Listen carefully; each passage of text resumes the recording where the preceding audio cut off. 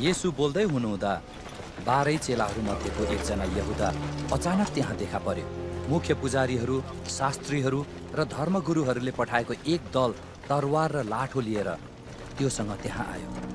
उहाँलाई विश्वासघात गर्नेले तिनीहरूलाई एउटा यस्तो सङ्केत दिएको थियो, जसलाई म मुवाई खाउँला त्यो व्यक्ति तिनै हुन्, तिनलाई पक्र र पहरा दिएर लैजाऊ। अनि सोझै येशू कहाँ गएर यहुदाले भने, हे रब्बी, र उहाँलाई मुवाई खायो।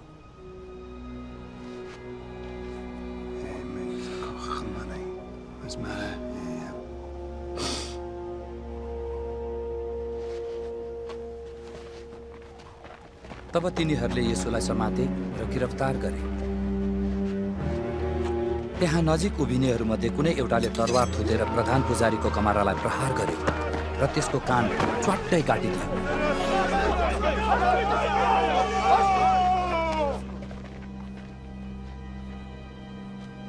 येशूले तिनीहरूलाई भन्नुभयो, के तिमीहरू एउटा डाकुलाई जस्तै तरवार र लाठो समेत लिएर मलाई पक्रन आएका छौ?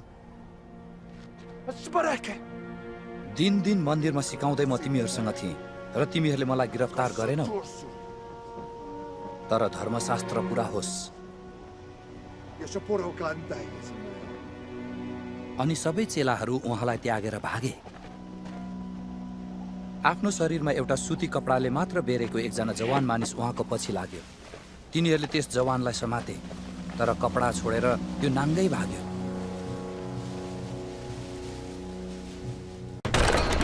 तब तिनीहरूले येशूलाई प्रधान पुजारी कहाँ लगे र त्यहाँ सबै मुख्य पुजारीहरू, धर्मगुरुहरू र शास्त्रीहरू जम्मा भएका थिए। पत्रुस चाहिँ टाढैबाट प्रधान पुजारीको आँगनभित्र उहाँको पछि लागे। अनि त्यहाँ सिपाहीहरूसँग बसेर तिनी आगो ताप्न लागे। अब मुख्य पुजारी र जम्मै महासभाले येशूलाई मार्नको निम्ति उहाँको विरुद्धमा गवाही खोजे, तर केही पाएनन्। धेरैले उहाँको विरुद्धमा झुटो गवाही दिए, तर तिनीहरूले दिएको गवाहीले मेल खाएन। कसैले उठेर उहाँको विरुद्धमा यसो भन्दै गवाही दिए, यसले यसो भनेको हामीले सुन्यौं, मानिसको हातले बनाएको यो मन्दिर म भत्काउने छु र हातै बिना बनाइएको अर्को मन्दिर म 3 दिनमा निर्माण गर्नेछु। तर यसमा पनि तिनीहरूको गवाही एकै मतको थिएन। तब प्रधान पुजारीले बीचमा खडा भएर येशूलाई सोधे, के तँसँग केही जवाब छैन? यी मानिसहरूले तेरो विरुद्धमा गवाही दिएको के हो? तर येशू चुप लाग्नुभयो र केही जवाफ दिनु भएन। फेरि प्रधान पुजारीले उहाँलाई सोधे, के तँ परम धन्यको पुत्र ख्रिस्ट होस्? येशूले भन्नुभयो, म हुँ।